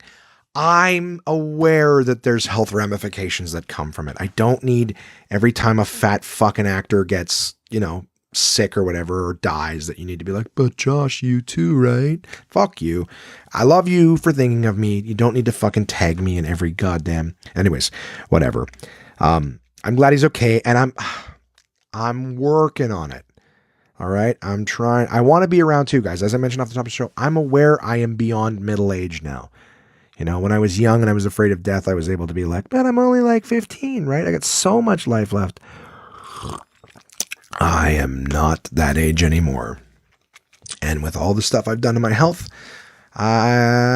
Jesus, I don't know what to say. I'm not gonna be around forever, and I'm working on trying to make my stay a little longer. But thank you for thinking of me, everybody. The thought about my head, you want me to stick around, fucking pay my rent so I could just go to the gym all day, every day. You know, where's my personal chef? And I'm just joking. So yeah, that was the week for me, guys. I had a great time in Montreal. I've enjoyed, you know, just watching. That's what I like about going out of town now. Is it gives me time to be able to just sort of maybe relax a little bit and, you know, watch a documentary or do some walks and stuff. I feel good after my weekend in Montreal. Yeah, the smile's back on my face, you know, good for Kevin Smith for being alive. And yeah, and we move forward. Guys, an hour and 20 minutes, and we're just now getting to the sponsors. Who are the sponsors this week? Well, as always, my friends at portablepress.com. That's the Uncle John's Bathroom Readers. This week I'm reading from the edition Uncle John's Factastic Bathroom Reader. And since I couldn't find any inspiration or theme for this week's article, I actually went with the article called You're My Inspiration. Most of the bathroom readers start with this, and it's always the same write-up. It says, always interesting to find out where the architects of pop culture get their ideas. Some of these may surprise you. So, Chewbacca. When Star Wars concept artist Ralph McQuarrie showed George Lucas his early sketches of Han Solo's companion, Lucas didn't think the character looked alien enough. He showed McQuarrie an illustration of a tall, furry beast from a 1975 short story called And Seven Times Never Kill Man.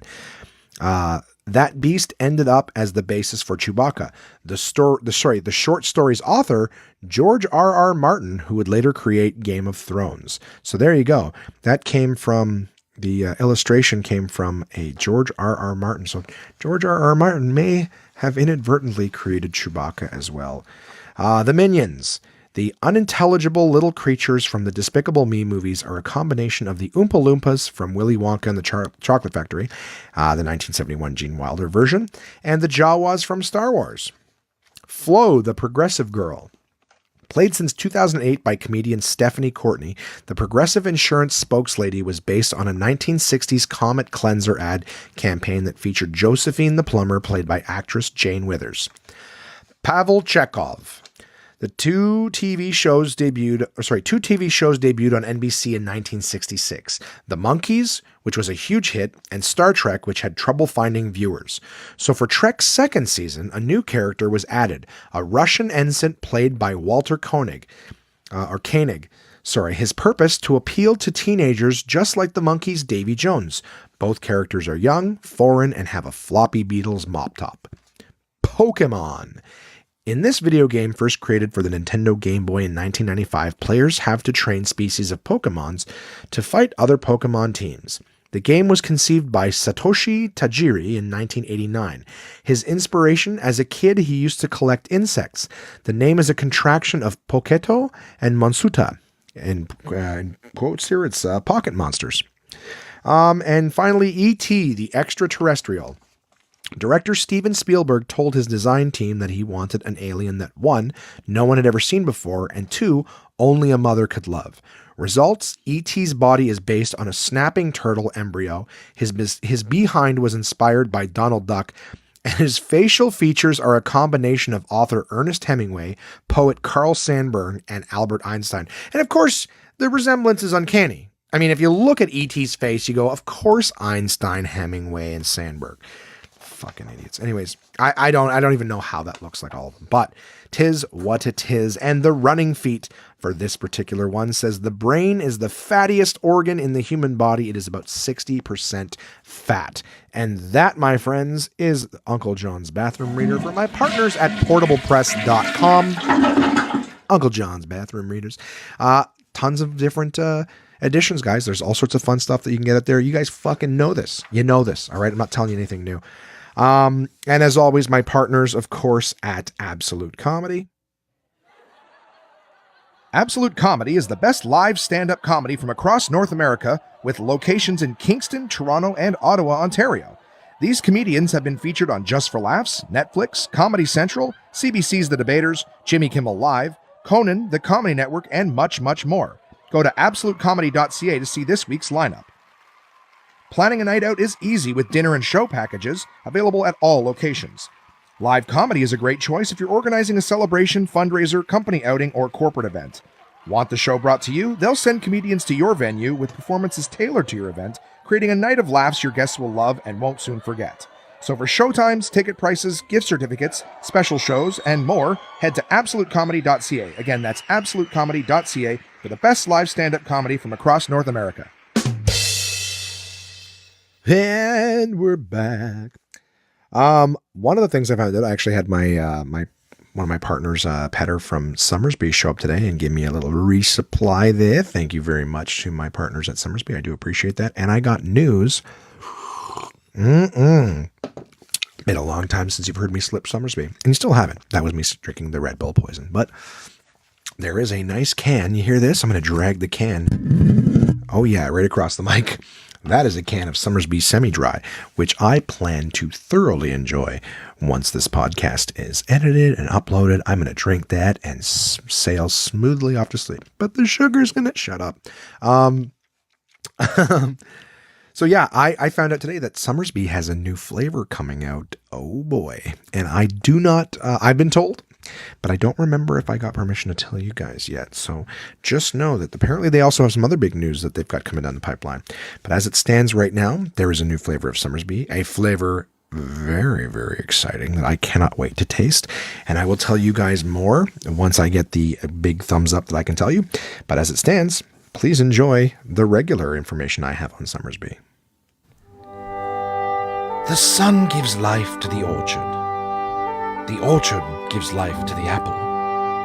The apple gives life to Summersby.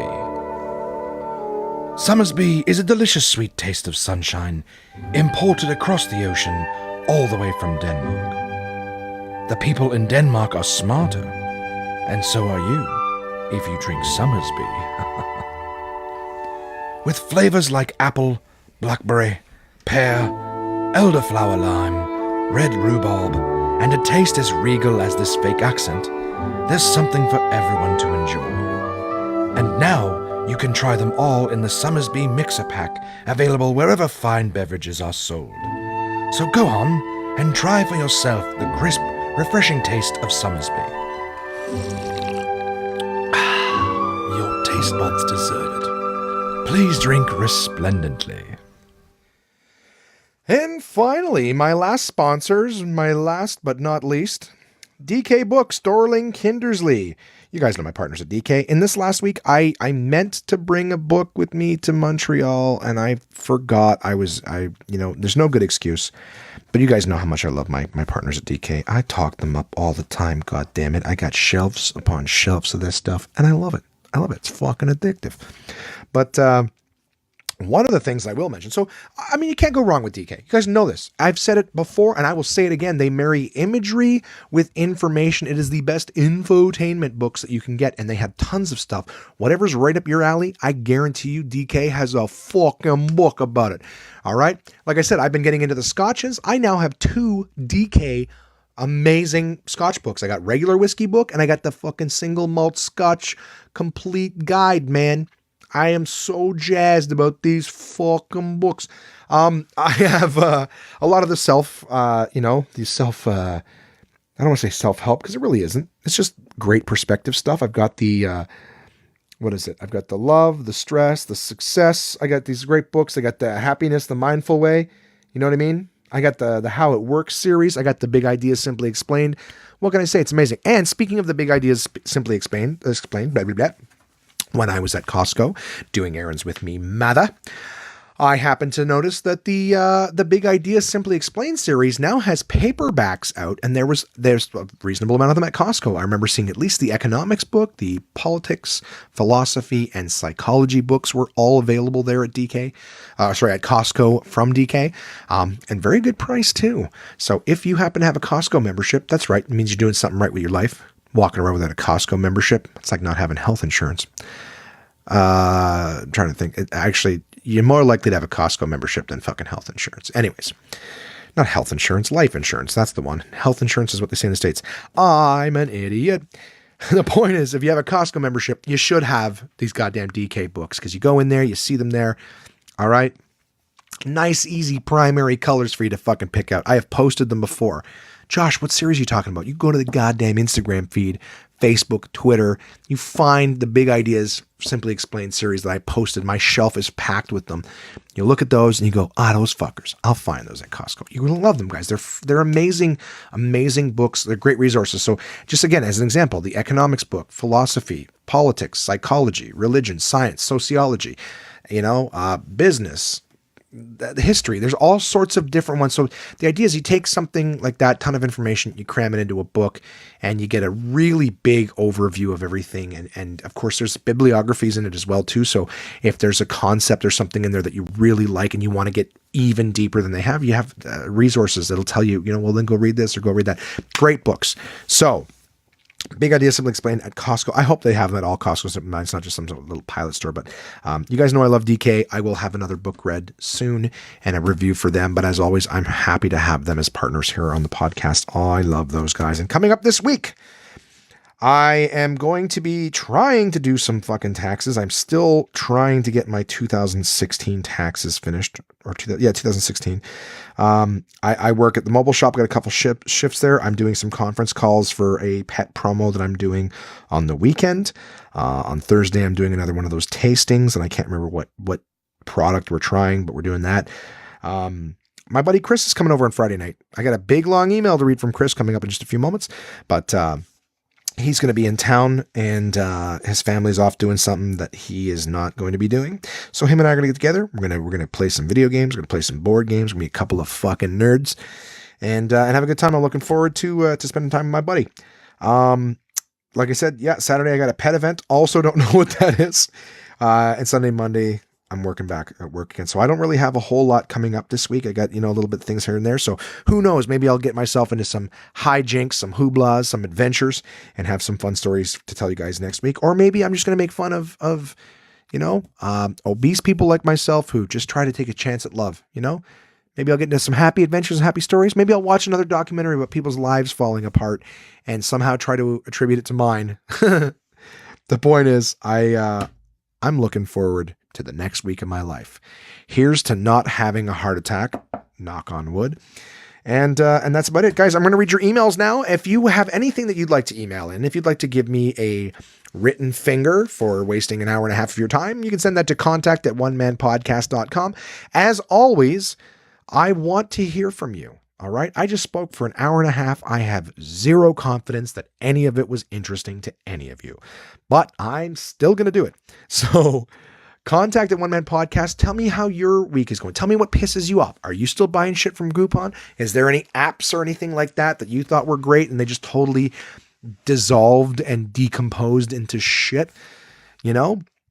How about them bucket lists? We haven't talked about anybody's bucket lists in a long time, or any pet peeves or any of those other fucking segments that we tried to get some legs under. I just want to hear from you guys. I actually am very excited. I will read something shortly, but I actually had some people reach out on YouTube. I stopped posting the episodes on YouTube only because I had to all of a sudden start reformatting some of the audio so I could put it into like iMovie so I could upload it onto YouTube. It just became this giant process. And here's the thing. When you watch me on YouTube, so if I ever put this episode up and there's someone listening to it on YouTube, if you watch me on YouTube, first up, there's no video, so I don't know what the fucking point is, but I don't get anything from those views per se. Because here's the problem. As much as Monkey Junk is my partners, and I absolutely love those guys, and I have a written license from the record company to use their music as my intro, I put it on YouTube, and YouTube's like, yeah, you can't monetize this because there's a copyright issue with the music you're using. And I'm like, okay, well, they're in this episode for 2 minutes. I talk for 2 hours. And that seems ridiculous. And it says that if there's ever any monetization, let's just say that again, I get 10,000 views and they want to advertise on the podcast and pay money or whatever. That money will go to Stony Plains Records, which is the record company, and not me. So they get the money because I use them for 2 minutes, even though I have a license. So I've disputed the copyright claim, and they're like, if you have the rights to it, you can dispute and click here and da da da. I go, cool, click there, blah, blah, blah, blah, fill out all their shit. And they go, it's still been declined. So I will never make any money from the YouTube channel because of the intro music. Now, yeah, I can cut it out, but it sort of just changes the dynamic. I love those guys and I love playing their music. I love other people hearing it. And it's just kind of that's the vibe. You guys know what's coming when you hear that tune. Whatever. The point I'm getting at is I can't use their shit on YouTube. For other sponsors and for metrics and stuff, when you watch on YouTube, it doesn't count as a download. It doesn't count as a subscription, anything like that. So it also doesn't help my numbers in terms of getting more partners to advertise in the podcast to, of course, make this more lucrative, right? At the end of the day, if I can make this podcast my business as well as comedy, well, then I can put more effort into this podcast. I can spend more time going out and having adventures and stories and, maybe sit down with a professional and go, Josh, you need to stop talking about this, this, and this and start talking more about this, this, and this, or do it like this. Or you know what? Hey, maybe one day we'll even turn this into a video podcast, and I'll have guests. You see me chat with the guests. Then maybe the YouTube thing will matter. At the end of the day, I don't give a fuck about YouTube right now. But because I stopped posting videos on YouTube, I've actually started to get some messages from people saying, hey, listen to the podcast. Why did you stop? I liked it. Keep uploading episodes, keep going. Like a lot of people think that it just stopped. And that was nothing. There was episodes up until a few months ago, and then there's no more podcast. So people are like, hey, I really like this. And, people I don't know. So I thought that was really cool. And someone even reached out to me today. And I'm going to read his email in a few moments, but, I thought that was really cool. So I'm actually getting people reaching out from other parts of the world who are not friends, who are like, hey, I guess there's some times where I wonder who listens to this. If I just stopped doing it, would anybody give a shit? It's kind of a cool thing to see that one aspect is like YouTube. The people who were looking at it on YouTube thought that it stopped and thought that it ended. So it's almost like, you ever wonder like, geez, I wonder what it'd be like to be at my own funeral, to just wonder what people would say about me and, You know, would people miss me and would they be sad and all that shit? So that's kind of the, you know, a very small whisper of that is just to see like, hey, if I stop doing the podcast, would anybody give a shit? And the people who don't know it exists elsewhere seem to be like, hey, why'd you stop? We enjoyed it. Keep going. And someone said, keep going. Your views will come up soon. I swear. Just please keep making them. I was like, okay. So I will start posting on YouTube again. You know, fuck it. We'll just get people listening. Hopefully they get excited or whatever. But anyways, into your emails, guys. One last time, contact at onemanpodcast.com. If you'd like to share anything, if you'd like to, you know, make an impact on the subject matter, please send it in. And to illustrate said point, my friend Chris has written in a goddamn full page fucking board game explanation. I'm excited. I haven't even read it. You know, usually I'll give these a quick read as I'm switching them over to the show notes, but I haven't even read this one yet. So let's find out what my good buddy Chris has sent in. Hey, Josh, I've got a new game to talk about. It's called Seven Wonders, designed by Antoine Boza in 2010. It at one point was said to be the most award-winning board game. As the title implies, players are competing to build up their civilization and ultimately complete one of the seven wonders of the ancient world. The pyramids of Giza, the Colossus of Rhodes, the mausoleum of Halicarnassus, hanging gardens of Babylon, the lighthouse of Alexandria, the statue of Zeus at Olympia, and the temple of Artemis at Ephesus, whatever, I got it wrong. Fair warning, at no point in this game will you feel like you are actually building anything. This is a Euro game, and like all Euros, they are more about fine-tuned gaming mechanisms and less about thematics. Really, you could paste any theme over this game and it would still be great. That being said, let's get into it. Seven Wonders uses a card drafting mechanism similar to Sushi Go, which you, Josh, have brought up on the podcast before. Everyone gets a hand of cards. You select one. You select one and lay it face down on the table, making certain no one else sees it. Once everyone is ready, you reveal the card and then pass the remainder of the cards to your right, receiving a new hand from your left. This goes on until there are two cards left in everyone's hand, at which point you choose one and discard the other. Score end of round points, then do it all over again. There are three separate decks representing age 1, 2, and age 3. One deck is used per round. Once age 3 is complete, the game is over. Simple. Before any of this happens, however, everyone will pick a small player board that represents one of seven wonders of the world. On those boards will be one resource which you will be able to use with each new hand of cards you receive. From the left, and 3 to 4 spots on the bottom of the board where you may place a card face down instead of face up as you usually would. This represents the construction of your wonder and will also unlock an ability that you can use. All right, my eyes are starting to roll back in my head because I'm not seeing it. I'm just reading it. So if I'm making it confusing for anybody else, I apologize. So let's full steam. Okay, so again, drafting a card, you pick a card, pass, and it happens 3 different rounds, age 1, 2, and 3. And then you've got some other cards that you draw ahead of time. So the cards you will be playing are resource cards, gray and brown, which are necessary in the construction of most other cards. These cards are only available in the first and second age, and with each new age, the cost to build increases. So try not to pass on them. Try not to pass on too many of them. Unlike Catan, which a lot of us should know, your resource cards can be used over and over. So instead of the card representing wood, it represents a forest or a mine or a factory. All right, I'm following. All that will produce one good per one good, like goods. Okay, will produce one good per fresh hand of cards. If you need 3 stone but only have 1 quarry card, then you need to find alternate ways of getting the other 2 stone. There are 2 ways of doing this. One is to buy a stone from your direct neighbor to the left or right, providing they have stone, for $2 per resource, or yellow cards. Ooh, look at the way you did that. Moved right into the other cards. Yellow cards, which represent money, commerce, trade, etc. Some may just give you a one-time 5 coins, while others allow you to get, free of charge, one of the 7 resources of your choice. This is the other way to acquire resources you weren't following. If you weren't following. Oh, I was fucking following, buddy. Blue cards are statues or gardens or fountains or any other pretty thing that might define a civilization. They are purely worth victory points. They have no other purpose. Groovy. Green cards represent academics. I won't have any of those, because I'm a fucking... Each card has one of 3 scientific symbols. and score points based on a complicated math anomaly that seems to scare the shit out of everyone. Yeah, me probably would, me too. So no one plays them, but believe me, they can be worth a ton of points. So you're best to collect them and worry about the calculus afterwards.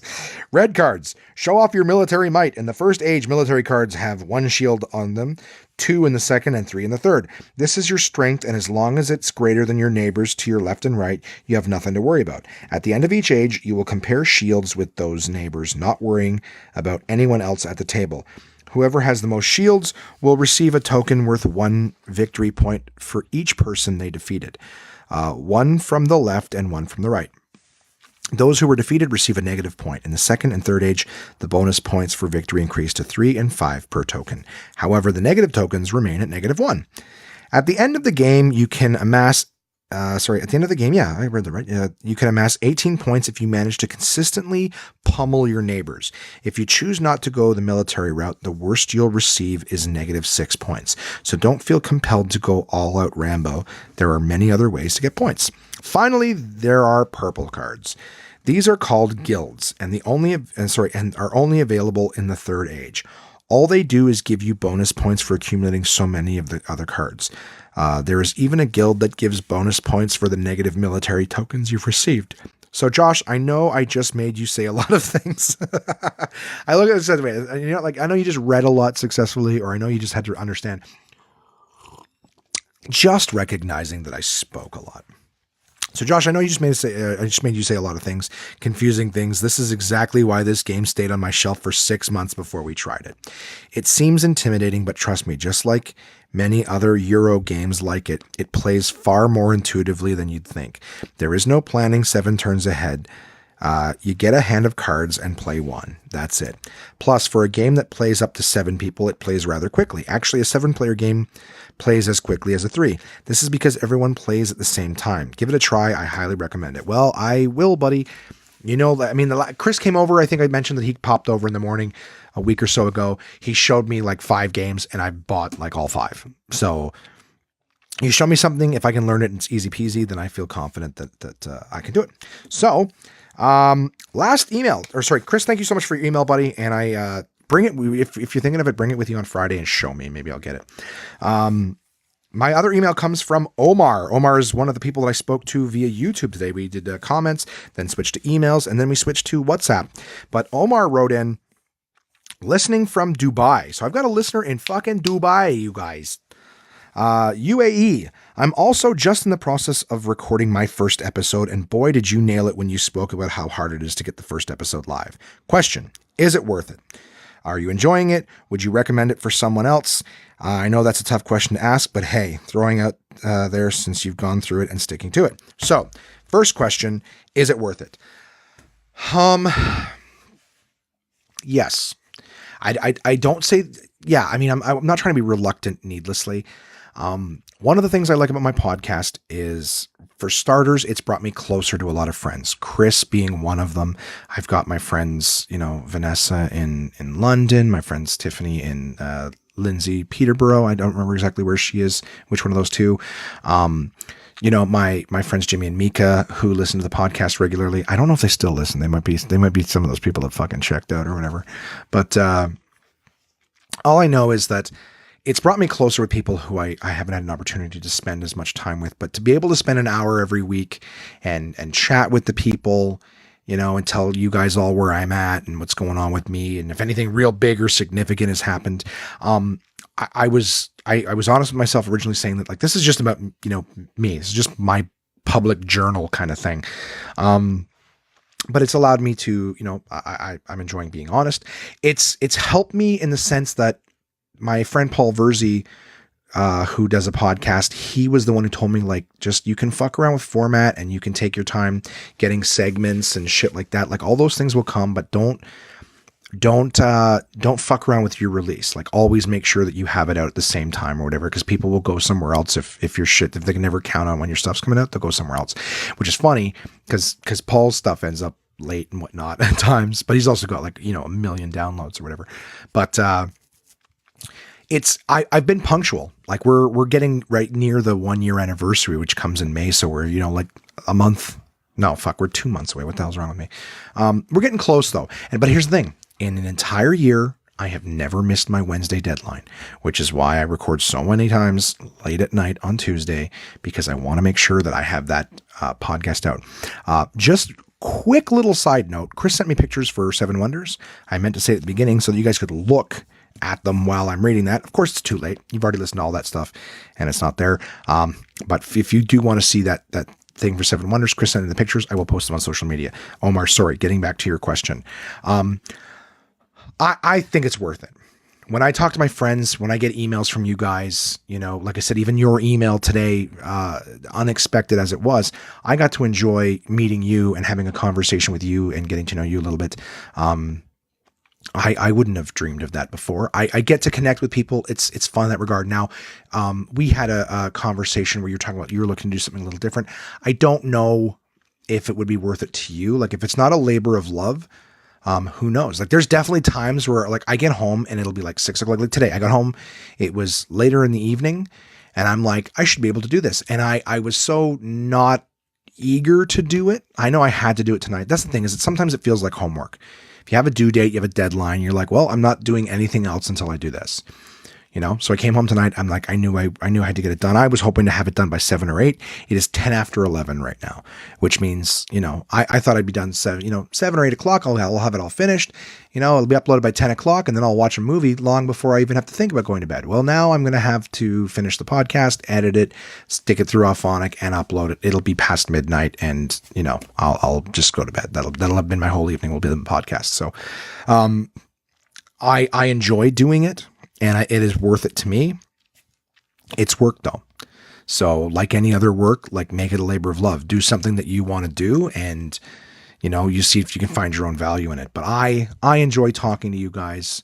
I'm not going to quit, so if all my listeners just slowly dwindle down to nothing, I'm going to keep talking every week until somebody like yourself, Omar, stumbles across my podcast out of nowhere, and goes, oh, fuck, I like it, So thank you for finding it. Thank you for your kind words. Your other question, are you enjoying it? I do. And I think I've listed a bunch of those reasons already. I enjoy doing it because I like connecting again. I think it forces almost a certain type of therapy because I'm talking, I'm getting shit off of my chest and I'm getting it out to anyone who's listening. So I feel like I'm not posturing. I'm not bullshitting. I'm being the realest, most honest person I can be. Even when I say things, like I said, that I'm not proud of myself. But at the end of the day, like we all think judgmental thoughts and we all think stupid things at times. We all say stupid things off the cuff that we deserve to be forgiven for, or people need to take a minute and go, I don't think that was the intention behind it. Like, so I say things and I gotta be honest, when I'm talking, I'm constantly worried that I said something accidentally that might get me in shit. Like I don't have any hate in my heart towards anybody, but I'm always putting my foot in my mouth and I do it around friends. So I get forgiven. But when you do it where anybody can listen anywhere in the world and in a social climate where everybody's getting in trouble for everything now, it's scary, but I'm still forcing myself to just put it out there because I'm, I believe in the people who are listening. I know who the vast majority of my listenership is at the moment. So it's worth it to me. I enjoy doing it because it forces me to be the person that I want to be, which is an honest, open, I can't just walk around scared. If you operate from a fearful place, nothing good's going to happen. So if I don't do this podcast because I'm worried about saying something that might offend somebody, or if I share something that's really, important to me or deep with me, and then, I get judged for it or whatever, like I don't want that to be the thought. And so I just don't do it because the result of me doing this has been, like I said, reconnecting with friends and having people just being really supportive. Like I didn't realize I hadn't spoken in a while about my whole weight loss, probably because we got so fucking stagnant. It stayed like it didn't move. You know what I mean? There was no change. So people were like, hey, haven't heard an update in your weight loss. And I was like, oh, fuck. Well, I care that people not only care, but they've actually taken note. Like they know that nothing has changed recently. So, anyways, yeah, it's worth it to me. I'm still enjoying it. And, as much as it's work, as much as I'd love to come home and just jerk off and go to sleep some days, It's worth every moment that I put into it. And I do thank each and every one of you for listening. Also, just while we're talking about, some of my listeners from all over the place, I'm getting a lot of downloads in the States. I'm still getting a lot of downloads in the States. I would love for any of my US listeners to please send in an email, contact@onemanpodcast.com. I'd love to know where you're listening from and how you came across it. Even if you don't want me to read it on the air, feel free to post something in there, but I'd love to just have a little digital handshake with you and know where you're listening and say thank you for the time and effort that you spend with me. Your last question. Are you enjoying it? Would you recommend it for someone else? I would, if that's what you want to do. Like I said, if you go, I want to do this because I can make money, I can find sponsors and stuff. Like it's like any other business. A lot of people are like, I want to do this and I want to make $1 million. Like all those shit companies, before I start naming companies that I just called shit, all those companies that sell you on, hey, if you buy this, if you start with this company, you could just recruit other people underneath you. You recruit 10 people, then they all make this much, then you make this much money and you don't have to do anything. Like, there's so many companies, multi-level marketing and all sorts of stuff that sell you, even sales. They go, if you sell this much, you can make this much money. And the whole idea is they never focus on the work. They never focus on the product. They're just selling you the dream of making the money. And all that mentality of like, you could make this much money. Look, you could make that much fucking money in just about anything. You can make a fuckload of money in human trafficking, doesn't mean it's a good, like there's money to be made all sorts of different ways in this earth. The idea is if you focus on making a good product, which I don't, no, I'm just kidding. If you focus on making a good product, if you focus on doing a good thing, focus on something that you're passionate about, then the money will come. It's an eventuality. If you're focused on, hey, I can make this much money and I want to make money right away, which again, from the conversation you and I had, I'm not accusing you of that, but just so I could answer this question to as many people possible is like anything else, like the people who want to become stand-up comedians who are like, oh, I want to be like a famous comedian or whatever. If your goal is just to be famous or to make all this money, like you're in it for the wrong reason. You're not focused on the vessel that will do that, which is your hard work and your determination and your passion. That's the shit that you can't, that's the real, the honesty and the realism is, you put all your effort into that shit and the money is going to be an inevitable, it's an eventuality, it's an inevitable. So I don't know that I would recommend it if you're something that you're passionate about and you want to share, and you're willing to put in the work. Fuck yeah, man, do it. I suggest any of my listeners, doing a podcast is not hard. If it was hard, I wouldn't be doing it. It's time consuming and you have to give a fuck. And like I said, there's weeks, my people who've been with me since the beginning, I've got weeks where I didn't have a good week and I just worked a job I didn't like and I didn't do anything fun and I was tired.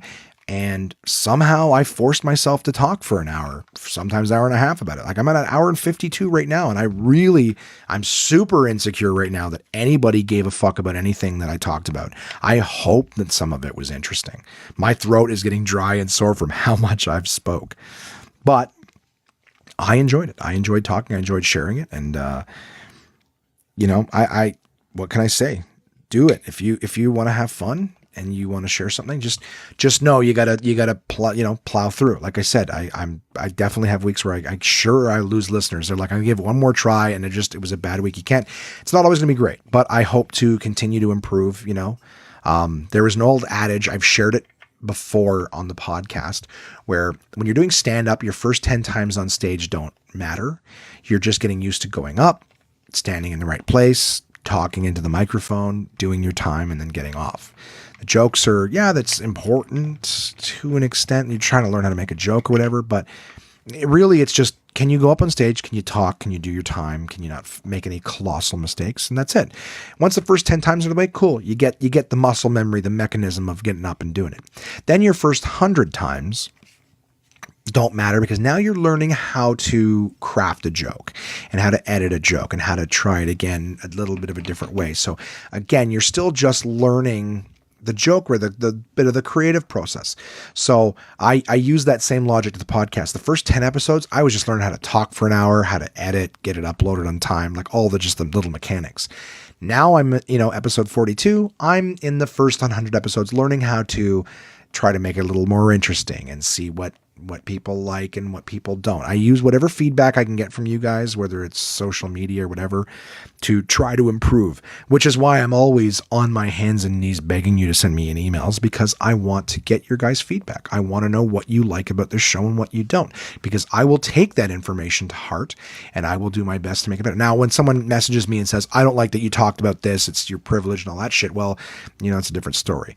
But effectively, I want to know, are you guys enjoying the stories when I talk about shit that I saw? Like I said, when I give a quick little movie review, do you guys enjoy it? Like I talked about Game Night very, very briefly. I didn't talk about how the whole movie they're running around trying to save the kidnapped person, and they don't know what's real and what's part of the stage stuff or whatever. It's a great movie, but I don't want to give any spoilers. Or, if you guys email in and go, well, give us a spoiler alert, give us 30 seconds to skip past it, not 30 seconds, but, give us 10 seconds to pause it, if we're going to have a spoiler, and then if we want to skip past it, we can, but otherwise tell us about the fucking movie, give us the nitty gritty. I just don't know what you guys want. Blah, blah, blah, blah, blah, blah. Still talking.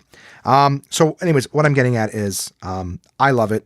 I want to make it better all the time. It's worth it to me. And yeah, so contact at onemanpodcast.com if any of you want to send anything in. Thank you very much for listening, guys. Facebook, Twitter, Instagram, YouTube. You can follow the One Man Podcast. This has been episode number 42.